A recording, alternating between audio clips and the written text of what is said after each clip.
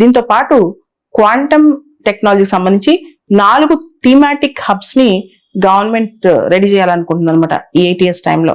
ఒకటి అంటే మొత్తం క్వాంటమ్ టెక్నాలజీకి సంబంధించి 4 థీమ్స్ ని మనం నర్చర్ చేయబోతున్నాం. ఒకటి క్వాంటమ్ కంప్యూటింగ్ టెక్నాలజీ, రెండోది క్వాంటమ్ కమ్యూనికేషన్, మూడోది క్వాంటమ్ సెన్సింగ్ అండ్ మెట్రాలజీ, నాలుగోది quantum material and devices.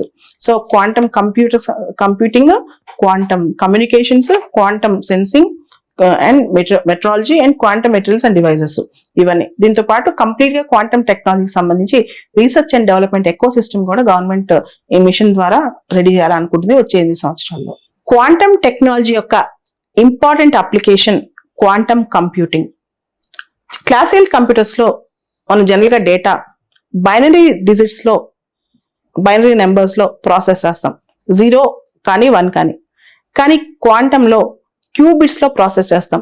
Qubits అంటే క్వాంటమ్ బిట్స్ అని చెప్పి, అంటే అది 0-1 మధ్య ఇంకా చిన్న లెవెల్స్ లో కూడా అది ఉంటుంది అనమాట. ఆ క్యూబిట్స్ వల్ల అద్భుతం ఏంటంటే ఇది ఖచ్చితత్వం ఎక్కువ ఉంటుంది, అక్యురసీ ఫాస్టర్గా ఉంటుంది, చాలా వేగవంతంగా ఉంటుంది, తర్వాత భద్రతా పరంగా చాలా అద్భుతంగా ఉంటుంది. మామూలు కంప్యూటర్కి క్వాంటమ్ కంప్యూటర్కి తేడా ఏంటంటే క్వాంటమ్ కంప్యూటింగ్ టెక్నాలజీలో 2 పదాలు ఉంటాయి. ఒకటి సూపర్ ఇంపోజిషన్, రెండోది ఎంటాంగిల్మెంట్.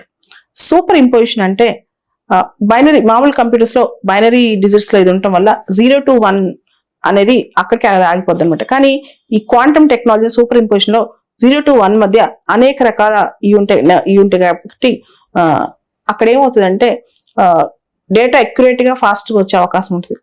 అదేవిధంగా క్వాంటమ్ ఎంటాంగిల్మెంట్ లో ఎన్క్రిప్షన్ ప్రాపర్ గా ఉంటుంది కాబట్టి తొందరగా ఈ డేటా బయటకు వెళ్ళి భద్రతాపరమైన ప్రాబ్లమ్స్ రావన్నమాట.